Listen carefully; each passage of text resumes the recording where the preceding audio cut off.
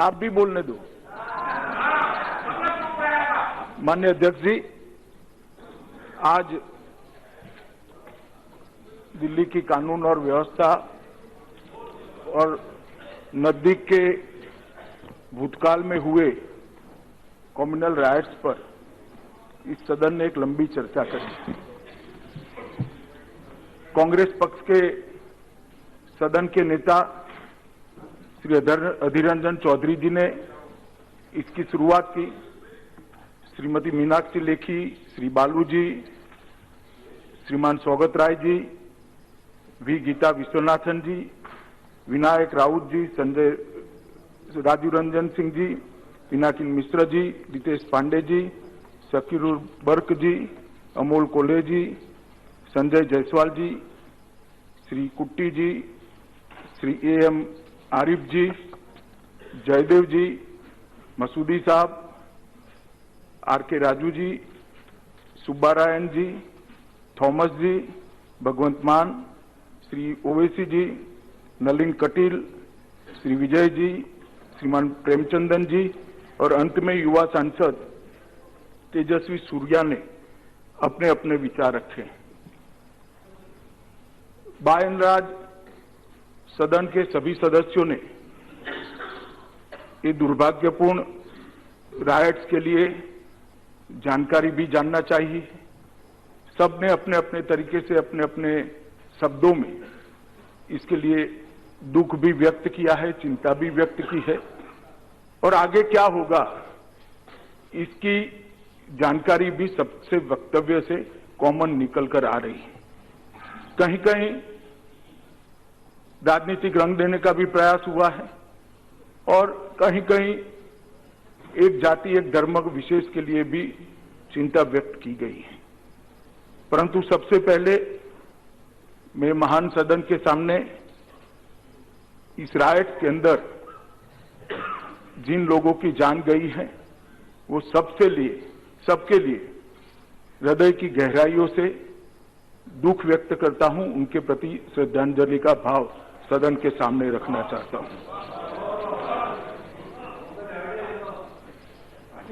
जो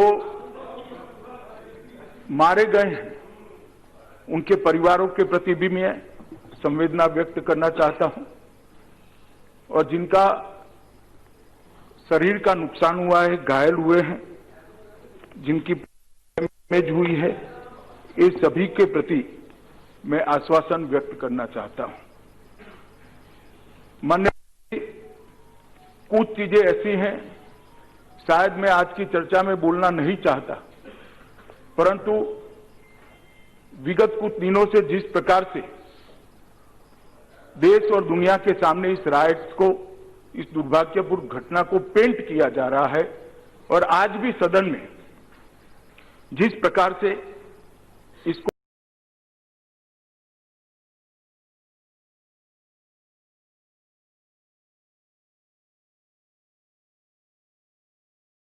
रखने का प्रयास हुआ है, मैं बड़े संयम के साथ इसकी स्पष्टता जरूर करना चाहूंगा क्योंकि सदन के सारे सदस्यों के माध्यम से इस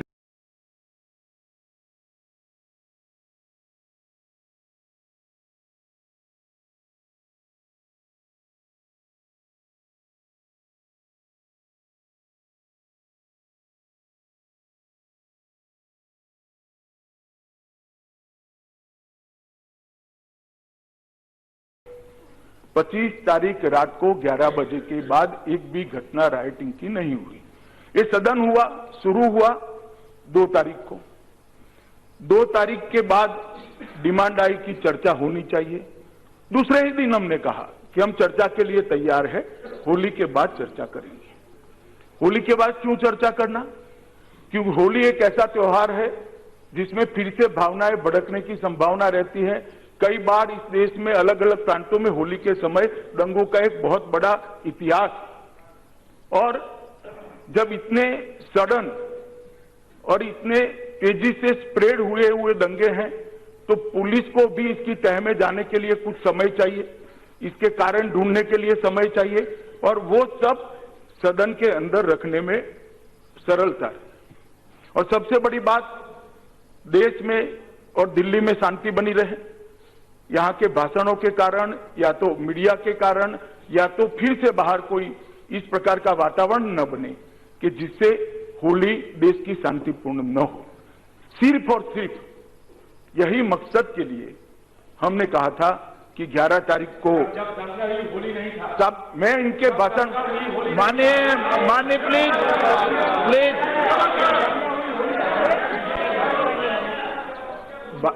मैं अधीर रंजन जी को ये कहना चाहता हूं, होली के कारण दंगा हुआ ऐसा नहीं कहता मैं। चर्चा क्यों, अरे सुनिए तो भाई, एक अध्यक्ष जी ये तो ठीक नहीं है, हम कभी खड़े नहीं। Please Adhir Ranjan ji please. माननीय अध्यक्ष जी, हमारा इतना ही मकसद था कि शांति बनी रहे और 11 तारीख को लोकसभा में और 12 तारीख को राज्यसभा में हम चर्चा करेंगे, परंतु सदन नहीं चलने दिया। ठीक है, खैर अपनी अपनी पार्टी का एक अपना अपना स्टैंड होता है। सदन चलने नहीं की ये बात सही है। भाई साहब, माने प्लीज माने प्लीज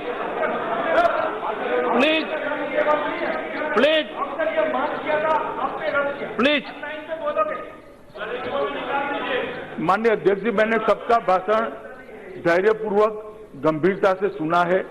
मेरी आपसे प्रोटेक्शन की भी मांग है, आप मुझे संरक्षण दीजिए। सब मेरा भाषण भी जरा शांति से सुने और सुनना चाहिए। माननीय अध्यक्ष जी, इसी के तहत आज अभी ये चर्चा हो रही है। अभी मैं सदन के सामने आया हूं, अधीर रंजन जी ने शुरू किया कि खून की होली अभी भी चल रही है। मैंने पहले ही स्पष्ट कर दिया कि 25 तारीख की रात को 11 बजे के बाद एक भी कम्युनल राइट की घटना नहीं। अरे माननीय सदस्य,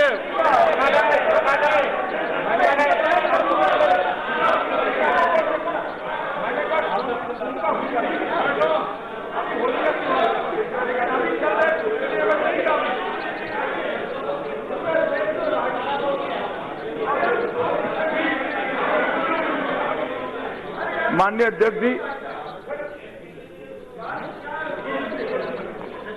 अध्यक्ष जी, काफी सारे सदस्यों ने एक सवाल उठाया कि दिल्ली पुलिस क्या कर रही थी। मैं थोड़ी वास्तविकता इस सदन के सामने रखना चाहता हूं। विपक्ष का यह दायित्व है इस सदन के अंदर कि सत्ता पक्ष और सत्ता पक्ष के अधीन विभागों की कड़ी आलोचना करे, कड़ी निगरानी रखे और कहीं गलती होती है तो उसको सदन में भी उठाए, सदन के बाहर भी उठाए। मैं ये अधिकार से कोई आपत्ति नहीं करता, परंतु जब दंगों की बात हो, पुलिस मैदान में जूझ रही हो, पुलिस प्रयास कर रही हो और पुलिस को आगे बढ़ भी इसका इन्वेस्टिगेशन कर ढंग से चीजों को, सत्य को कोर्ट के सामने रखना है, उस वक्त हमने वास्तविकता को समझना चाहिए। मैं आज यहां खड़ा हुआ हूं तब सवाल करे कि पुलिस क्या कर रही थी। माननीय अध्यक्ष जी, दिल्ली की जनसंख्या 1.70 करोड़ है, 1.70 करोड़, और जहां दंगा हुआ वहां की आबादी 20 लाख। पुलिस का सबसे बड़ा काम था और मैं इसके लिए दिल्ली पुलिस को प्रशंसा भी करना चाहता हूं और शाबाशी भी देना चाहता हूं कि सुनिए ना,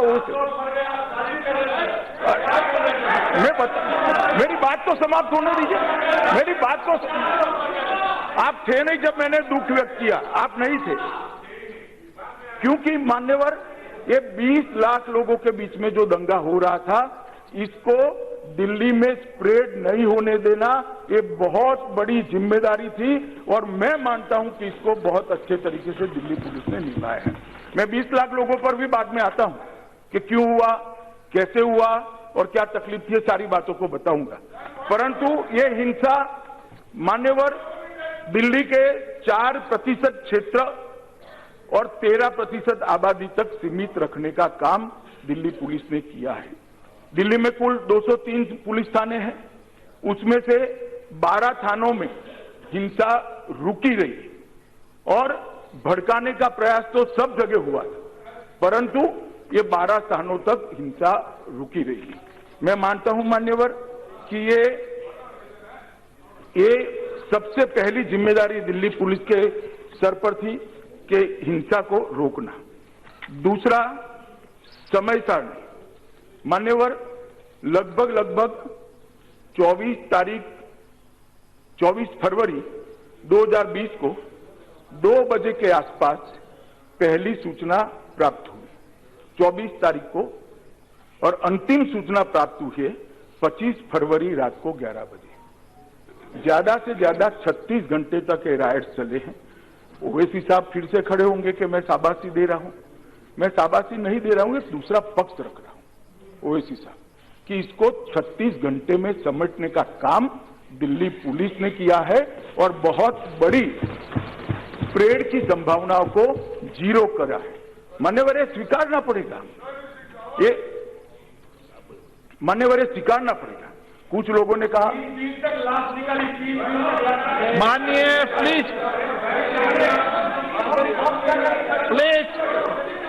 बैठे। नहीं, माननीय सदस्य, एक मिनट, गृह मंत्री जी, एक मिनट। माननीय सदस्य प्लीज बैठिए, माननीय प्लीज बैठिए। जब सभी माननीय सदस्यों को पर्याप्त समय, पर्याप्त अवसर, पर्याप्त समय दिया गया था, माननीय गृह मंत्री जवाब दे रहे हैं, हम सबको भी उनका जवाब शांतिपूर्ण तरीके से। मान्यवर, मैं इतना ही कहना चाहता हूं कि 36 घंटे के अंदर इसको शांत करने में दिल्ली पुलिस सफल रही है। 36 घंटे के अंदर क्या हुआ इसको मैं अंडरमाइन नहीं कर रहा। दादा, मैं आपको देखकर ही पहले कह सकते, मैं अभी नहीं पूछ सकते आप। मान्यवर, मैं अभी भी कहता हूं कि मैंने सबको सुना है, मैंने सबको धैर्य से सुना है, कहीं मैं खड़ा नहीं हुआ। सत्ताधारी पक्ष के सदस्य कुछ टोका टोकी करते थे तो भी मैंने रोका। कृपया आप मुझे सुनिए, गंभीर चर्चा है। नो,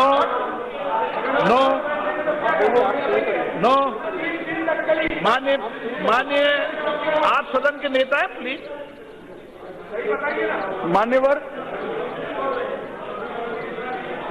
मान्यवर, श्रीमान सौगत राय जी ने और काफी सारे सदस्यों ने मेरे बारे में भी सवाल उठाए। आपको मेरे बारे में सवाल उठने का अधिकार है और आप उठा सकते हो, परंतु तथ्यों के साथ तोड़फोड़ करने का किसी को अधिकार नहीं। उन्होंने कहा कि मैं वहां ट्रंप के कार्यक्रम में बैठा था। मान्यवर, श्रीमान ट्रंप का कार्यक्रम पहले से तय था, मेरी कॉन्स्टिट्यूएंसी में था, मेरा जाना भी पहले तय था, और मैं अगले दिन गया, उस वक्त कोई घटना नहीं थी। 2 बजे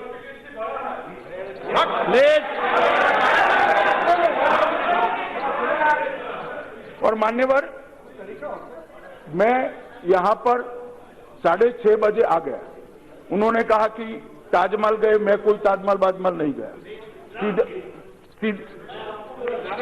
दादा सुनिए ना, काफी सारे लोग बोले, मैं सीधा यहां आया हूं। उसके बाद दूसरे दिन राष्ट्रपति भवन पर श्रीमान ट्रंप की अगवानी हुई, मैं नहीं गया था।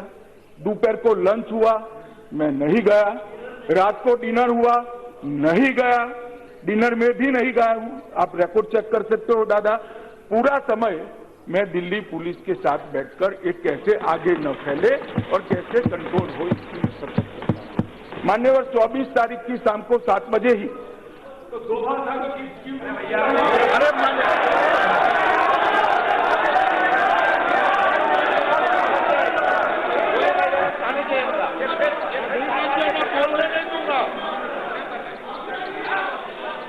आप शांत,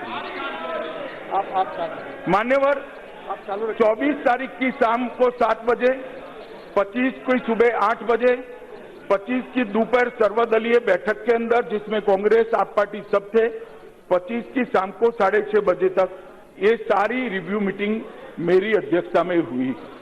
मैंने ही एनएसए का सवाल उठाया।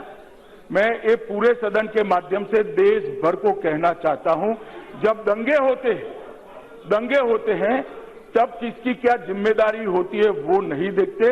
मैंने ही श्री अजीत डोभाल को विनती करी थी कि आप जाइए, पुलिस का मनोबल बढ़ाइए, और मेरी ही विनती पर वो वहां गए। दूसरी बात,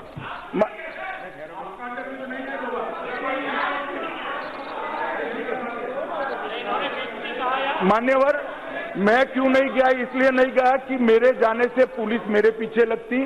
पुलिस का काम उस वक्त दंगे को शांत करना था। मान्यवर, मैं आज इतना ही कहना चाहता हूं कि तुरंत ही स्पेशल सीपी अपॉइंट करे गए। सारी 26 तारीख को भी व्यवस्था करी, 27 को भी करी, और 25 तारीख रात से पूरी चीज कंट्रोल में आना शुरू हुई। इमीडिएट इसका इन्वेस्टिगेशन चालू हुआ है और आगे की कार्यवाही शुरू हुई है। दंगे इतने जल्दी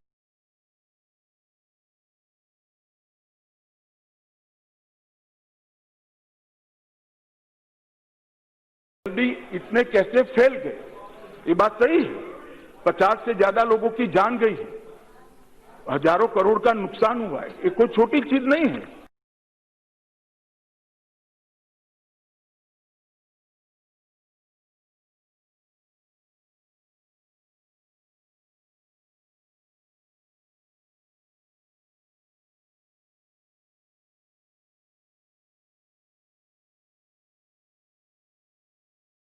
मान्यवर, आपराधिक तत्वों का भी वहां पर काफी समय से एक पुराना इतिहास रहा है, और ये यूपी की बॉर्डर से भी सटा हुआ क्षेत्र है।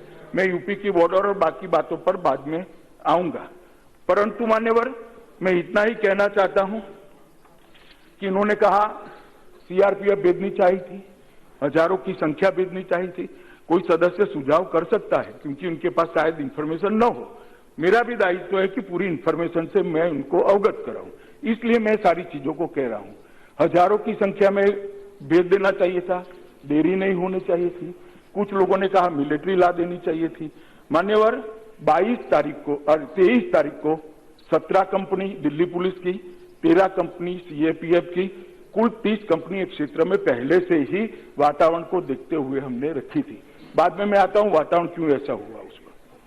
24 तारीख को टोटल 30 के प्लस और 40 कंपनियां भेजी, 25 तारीख को और 50 कंपनी भेजी, और 26, 27, 28, 29 से टोटल 80 से ज्यादा कंपनियां वहां पर तैनात है, आज तक तैनात है। स्ट्राइकिंग फोर्स भी बनाए गए हैं, वृहद साधन के भी स्ट्राइकिंग फोर्स बनाए गए हैं, वाटर कैनन के भी स्ट्राइकिंग फोर्स बनाए गए हैं, और मुस्तैदी से गुनहगारों को पकड़ने की भी व्यवस्था शुरू कर दी गई है। मान्यवर, कुछ सदस्यों ने सवाल उठाए कि एफआईआर हुआ या नहीं हुआ, क्या करी है, कितने पकड़े गए। मान्यवर, 25 तारीख की रात से 26 एक एहतियात के तौर पर हमने दंगा और न भड़के इसके लिए राह देखी। 27 तारीख से आज तक 700 से ज्यादा प्राथमिकी दर्ज की गई है, 700 एफआईआर हमने दर्ज की। ओवैसी साहब कह रहे थे कि जैसे एक ही कम्युनिटी के लोगों पर संकट है, मगर ये दोनों कम्युनिटी के लोगों पर है, और ऐसे मुझे लगता है सदन में भाषण नहीं करना चाहिए। टोटल 2647 लोग, 2647, अब ये कह रहे थे 1100 एक कम्युनिटी के पकड़े गए, तो 2647 लोग हिरासत में लिए गए हैं या अरेस्ट किए गए हैं। सीसीटीवी और वीडियो फुटेज का डिटेल 25 से ज्यादा कंप्यूटरों पर एनालिसिस हो रहा है।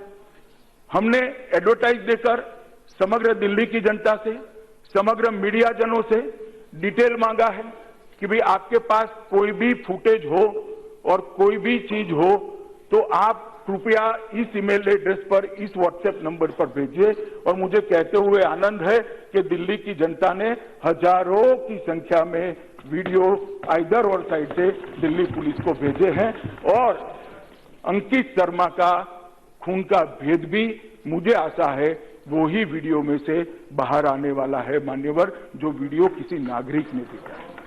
ये कह रहे हैं क्या किया, इसलिए मैं कह रहा हूं फेस आइडेंटिफिकेशन सॉफ्टवेयर के द्वारा ये सारे फेस को पहचानने की प्रक्रिया चालू कर दी। ओवैसी साहब ने यह भी कंसर्न व्यक्त करा हालांकि एक ही कम्युनिटी के लिए किया कि निर्दोष न पकड़े जाए। ओवैसी साहब, ये सॉफ्टवेयर है, वो धर्म नहीं देखता है, वो सॉफ्टवेयर है, वो कपड़े नहीं देखता है, वो सिर्फ और सिर्फ चेहरा और कृत्य देखता है और चेहरा और कृत्य देखकर उसको पकड़ाएगा।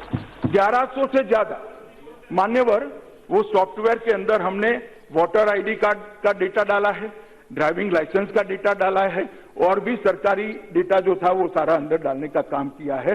इससे 1100 से ज्यादा लोग आइडेंटिफाई हो चुके हैं और मैं इसमें बताना चाहता हूं 300 से ज्यादा लोग यूपी से आकर यहां दंगा करने के लिए आए थे।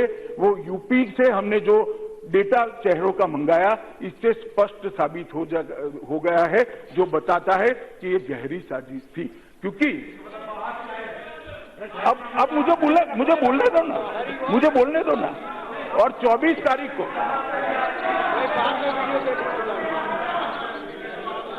मान्यवर 24 तारीख की रात को 10 बजे यूपी की बॉर्डर सील कर दी गई थी। सबसे पहला काम यूपी की बॉर्डर सील करने का करा था। उसके बाद भी 300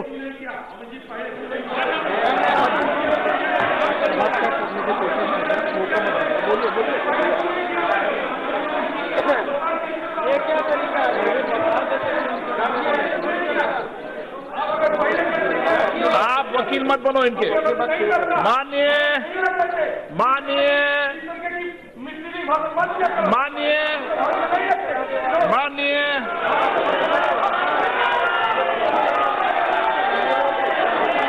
माननीय सदन में सुनकर जाओ पूरी बात।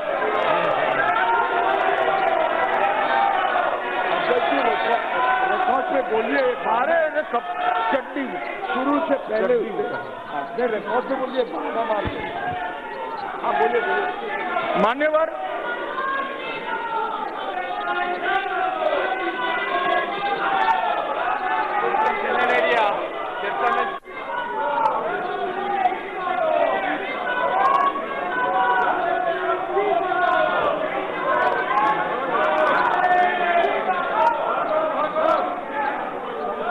नहीं दिया।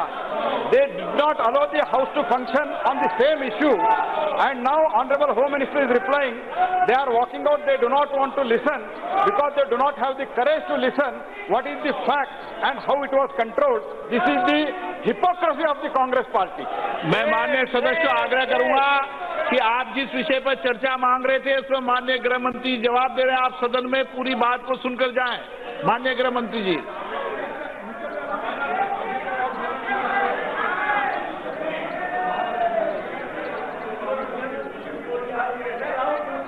ये सम्माननीय स्पीकर महोदय, ये परंपरा उचित नहीं है। इतने संवेदनशील विषय पर चर्चा मांगना, चर्चा के समय अपने मुद्दों को ठीक प्रकार से कहते हुए जो सरकार को कोसना है वो सब बातें कहना वो उनका अधिकार है। और जब सम्माननीय गृह मंत्री जवाब देने के लिए आते हैं तो उनका जवाब नहीं होने देना और कारण न होते हुए भी सभात्याग करके चले जाना, ये लोकतंत्र की अच्छी परंपरा नहीं है। इसका विरोध करना चाहिए। जब आप बात कहते हो तो दूसरे की बात भी सुननी चाहिए। ये लोकतंत्र का सही अर्थ में स्पिरिट है। ये बात ठीक नहीं है। कभी न कभी आपने भी इसका कॉग्निजेंस लेके इन लोगों को इस बात को समझाना चाहिए। हाँ, मैं बोल रहा हूँ दादा, मैं बोल रहा हूँ। मान्यवर, मैंने कहा फेस आइडेंटिफिकेशन के सॉफ्टवेयर के माध्यम से हमने 1100 से ज्यादा लोगों का फेस आइडेंटिफाई कर दिया है, उनकी पहचान कर ली गई है। 40 टीमें बनाई हैं, 40 टीमें जो इनको अरेस्ट करने की प्रक्रिया में आज दिन रात लगी है मान्यवर।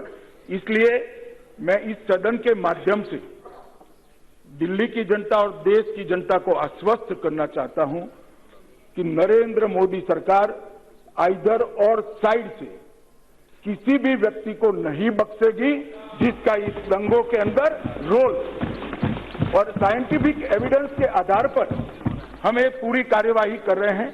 साक्ष्यों के बयान दर्ज किए जा रहे हैं, बयान भी वीडियोग्राफी के सामने दर्ज कर रहे हैं। पूरी चिंता हम कर रहे हैं कि किसी निर्दोष को कहीं पर भी कोई तकलीफ न हो।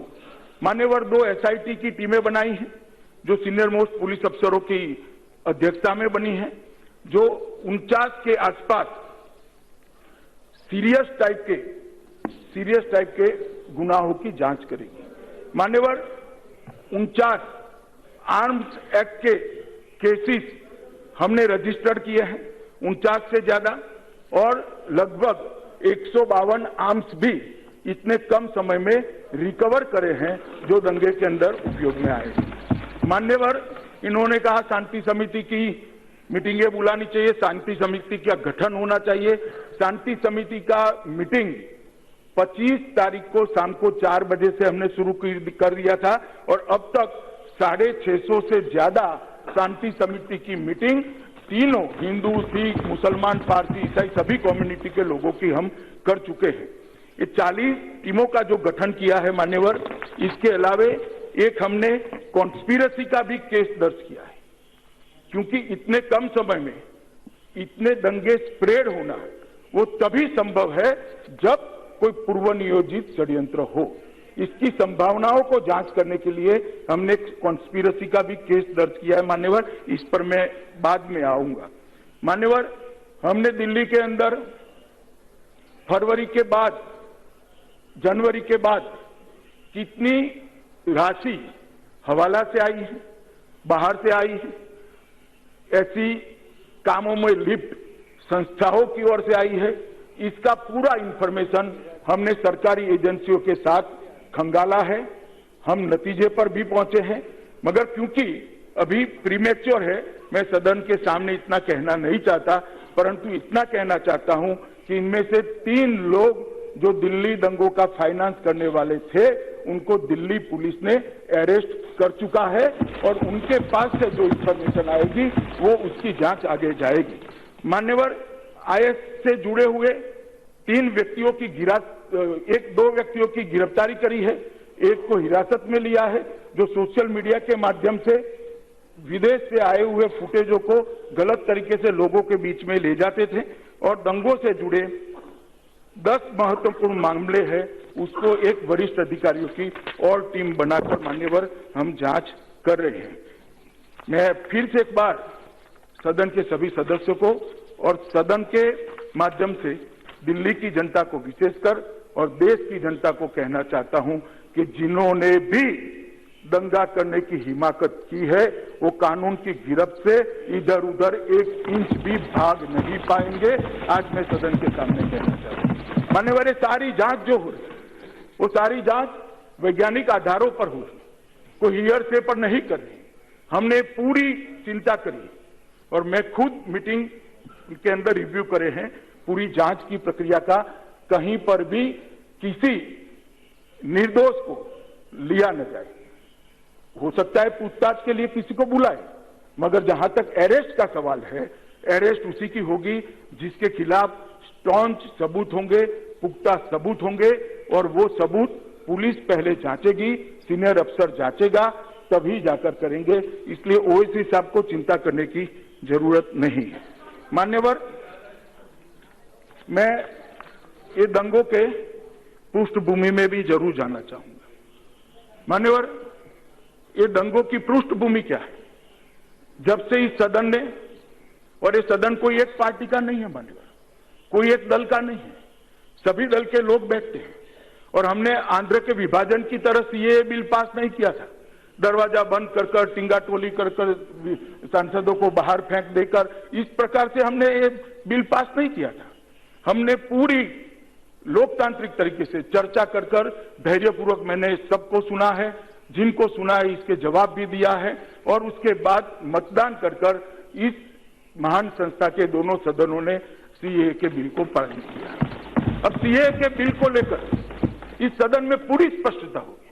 पूरे देश भर के अंदर गुमराह करने का प्रयास है, युवाओं को गुमराह करे, माइनॉरिटी को गुमराह करे कि माइनॉरिटी की नागरिकता चली जाएगी। अरे भाई, कौन सा क्लॉज है सीए का? मुझे बताइए जरा, आज भी बताइए, कौन सा क्लॉज है जो किसी की भी नागरिकता, मुसलमान छोड़ दीजिए, किसी की भी नागरिकता लेने का किस क्लॉज से हमें शक्ति प्राप्त होता है?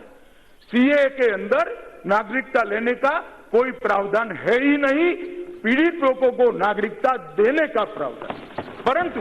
परंतु मान्यवर, अलग अलग प्रकार से काफी चीजें फैलाई गई। ये कह रहे हैं कि अब जब तक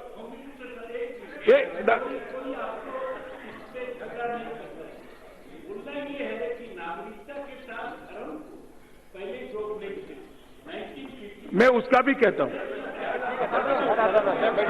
मैं वो भी कहता हूं, मान्यवर, मैं आज भी पूरे सदन को कहना चाहता हूं और विशेषकर दादा जैसे अभ्यासु लोगों को, मेरी चैम्बर में आइए और मैं सब चीजों का जवाब देने के लिए आपको तैयार हूं, बंधा हुआ हूं, मेरी कॉन्स्टिट्यूशनल रिस्पॉन्सिबिलिटी, मैं जवाब देने के लिए तैयार हूं। दादा, ये जो शरणार्थी आए, मान्यवर, ये जो शरणार्थी आए, आजादी के बाद अब तक वीजा और नागरिकता के बारे में 27 जगह पे धर्म का उल्लेख हुआ है, पहली बार नहीं हुआ है और कांग्रेस के शासन में सबसे ज्यादा हुआ है। मैं पूरा रिकॉर्ड भी लाऊंगा, इस सदन के सामने एक अलग चर्चा में विषय भी लेकर आऊंगा। और एक बात आई कि कोई कानून ऐसा नहीं जो धर्म के आधार पर हो। 25 कानून तो मैं जानता हूं। मुस्लिम पर्सनल लॉ क्या है साहब? क्या है? धर्म के आधार पर बना हुआ कानून है। कैसे आप कह सकते हो धर्म के आधार पर पहली बार कानून बना? 25 कानून मैं बता सकता हूं और मान्यवर कहे तो मैं सदन के रिकॉर्ड पर भी रख दूं। हाँ, तो मैं कल रखूंगा रिकॉर्ड पर। ढेर सारे कानून हैं, मगर बाद में बोलना बंद कर दीजिएगा। कानून तो मैं वहां से लाऊंगा। मान्यवर, एक बात नहीं, सिटीजनशिप की बात नहीं, मैं मान्यवर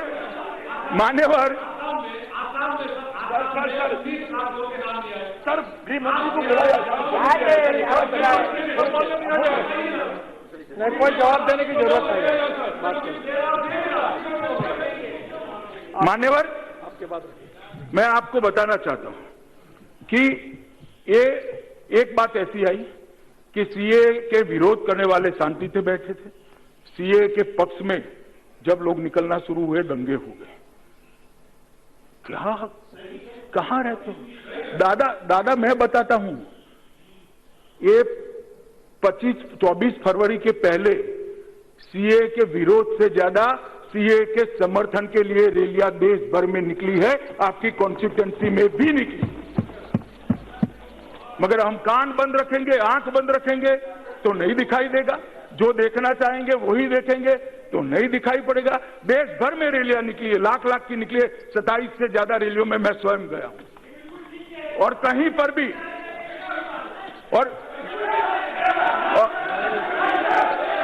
और साहब दानिश जी, मैं आप पर भी आता हूं, जरा धैर्य रखें। मान्यवर, ये भ्रम फैलाया जा रहा है कि प्रो सीए वाले लोग निकले इसलिए हुआ। ढेर सारे निकले थे। अब क्यों हुआ इस पर मैं आना चाहता हूं। ये समझने जैसी बात है। 14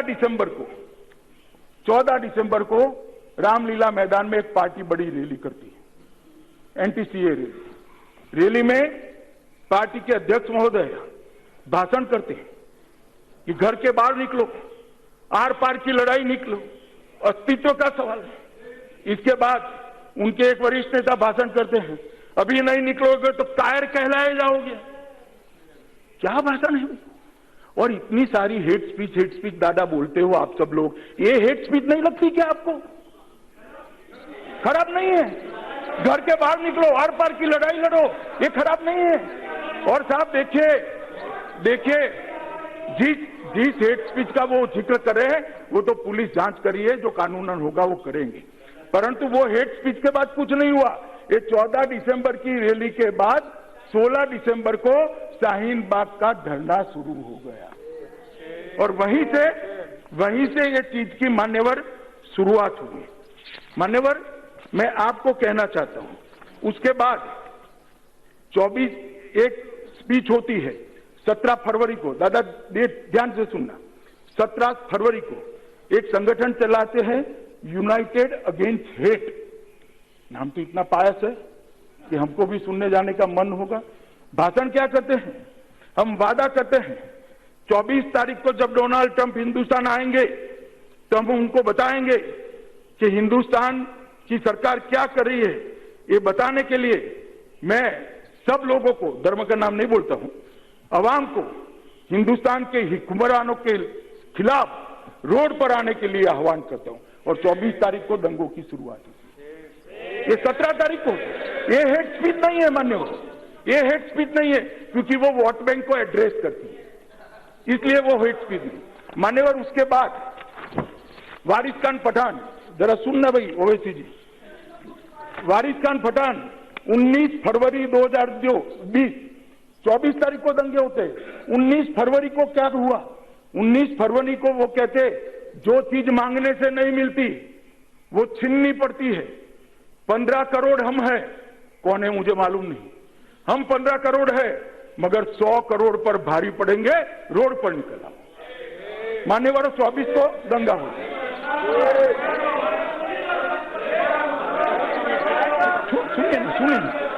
सुनिए ना,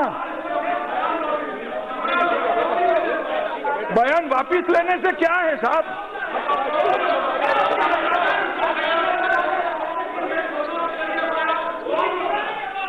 एक सेकंड, बैठ जाइए। मान्यवर, बयान वापिस लेने से नहीं होता, सोशल मीडिया के जमाने में वायरल होने से हेट स्पीच अपना असर दिखाती है। 19 फरवरी को ये बयान आया, 24 को दंगे होते।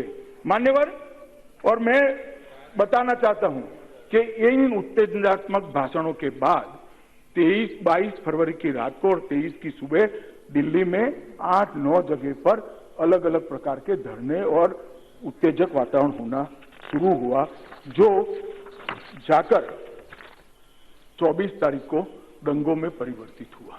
मान्यवर, एक भाषण वो भी हेट स्पीच हो सकती है, पुलिस जांच कर रही है, परंतु एक भाषण जिसके 30 दिन तक कुछ नहीं हुआ वो आपको हेट स्पीच दिखाई पड़ती है।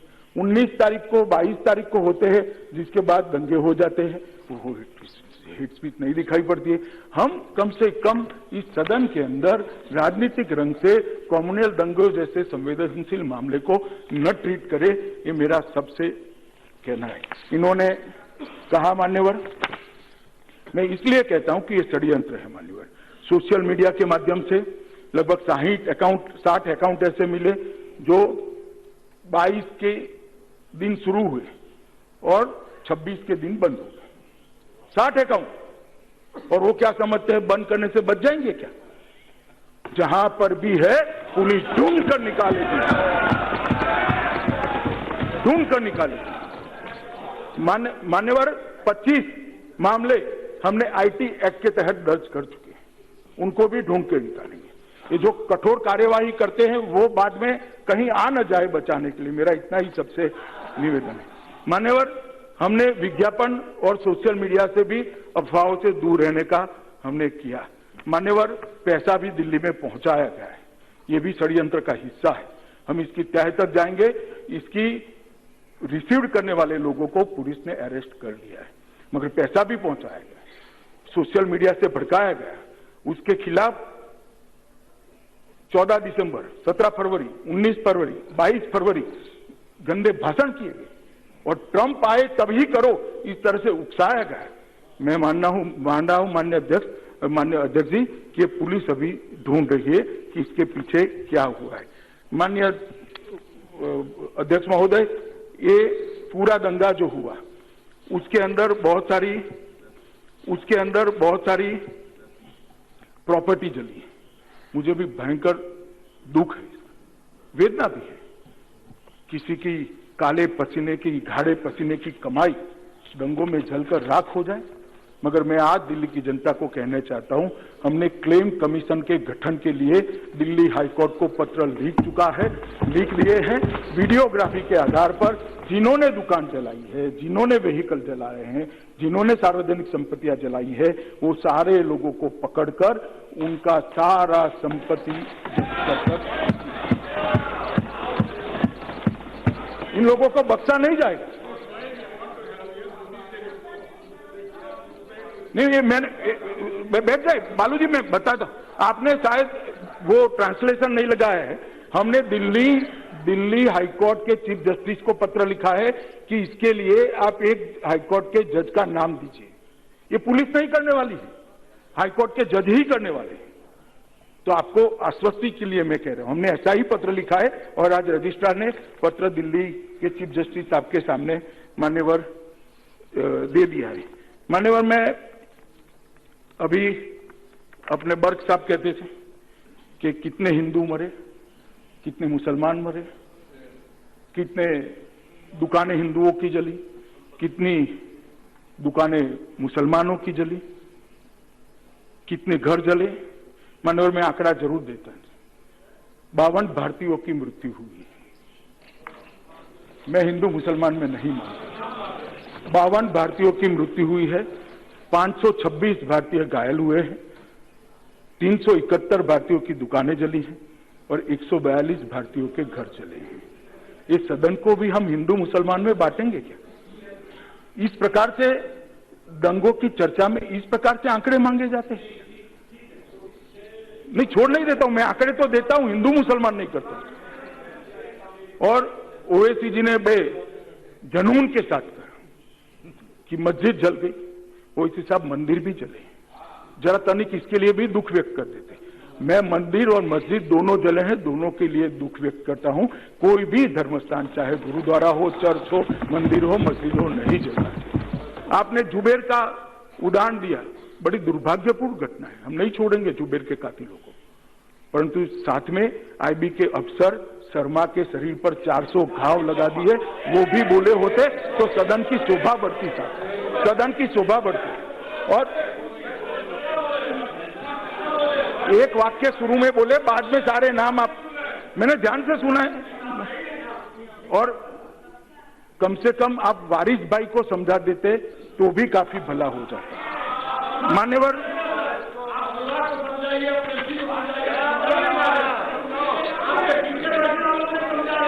मान्यवर, दंगों का इतिहास,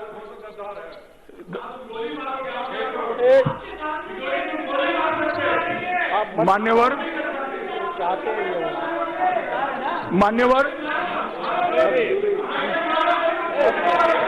मैं आपका भाषण करूंगा।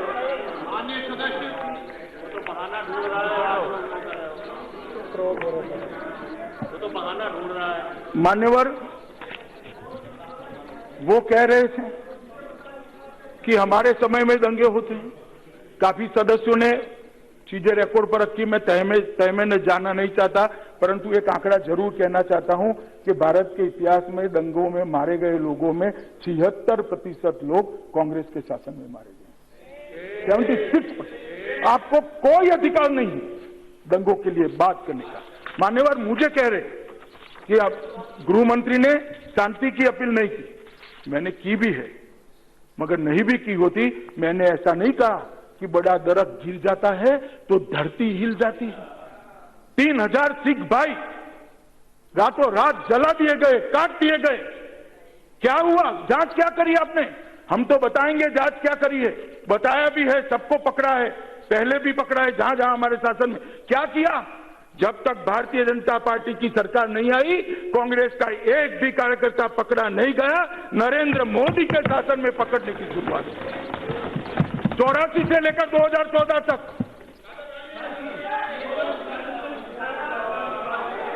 नहीं, मैं ऐसा नहीं है दादा, मेरा आशय मैं बताता हूं, मेरा आशय बताता हूं।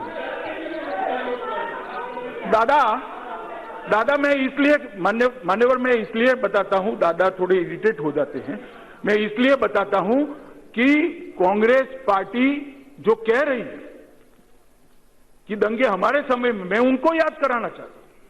और वो सुनने के लिए बैठे ने, उनको मालूम था कि उनके अध्यक्षता का भी भाषण आएगा, सिख दंगे भी आएंगे, सिख राइट्स भी आएंगे।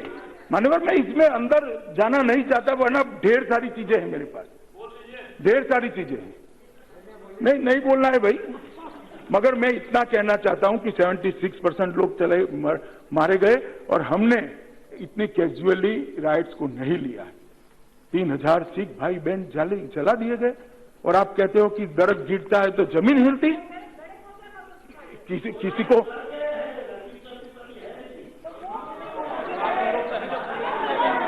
जान दो।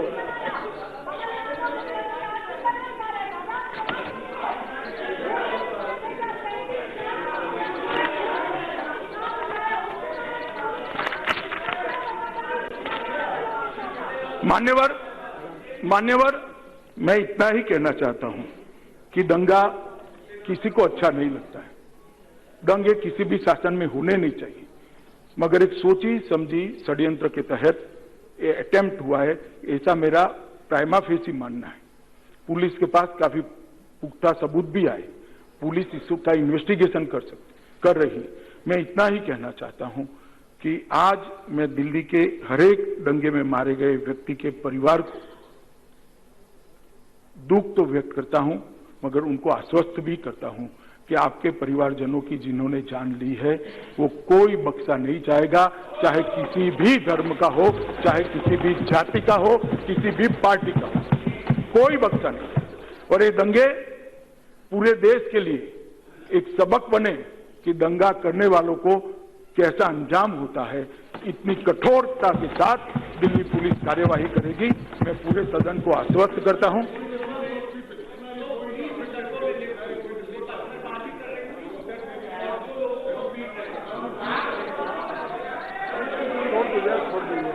बैठ जाइए, मैं बता। जो बसपा के सांसद महोदय कह रहे हैं कि पुलिस पत्थरबाजी कर रही थी, एक बार ओवैसी साहब ने भी प्रेस कॉन्फ्रेंस करी थी, उस वीडियो की पूरी जांच कर ली है। 300 मीटर दूर थे, टीयर गैस चला रहे थे, मगर जब पत्थर चारों ओर से आ गए, वो दंगाइयों को भगाने के लिए पत्थरबाजी कर रहे थे, गोली नहीं चला रहे थे। और दंगाइयों के साथ नहीं, दंगाइयों के साथ नहीं थे भाई।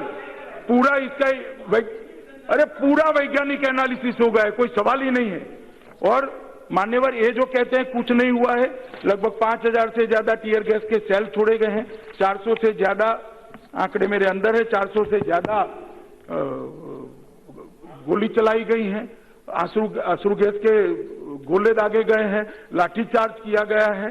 परंतु दोनों ओर संयम से काम लेकर पुलिस ने इसको 36 घंटे के अंदर समाप्त कर दिया है। इतनी डेंस पॉपुलेशन वाली जगह पे 36 घंटे के अंदर राइट्स दबा देना, और दिल्ली जहां पर हर जिले के अंदर, हर वार्ड के अंदर मिक्स कम्युनिटी रहती है, वहां राइट्स को स्प्रेड न होने देना, वो दिल्ली पुलिस की प्राथमिकता थी। माननीय, मैं फिर से जिन्होंने भी दंगा किया है वो सभी के प्रति कठोर से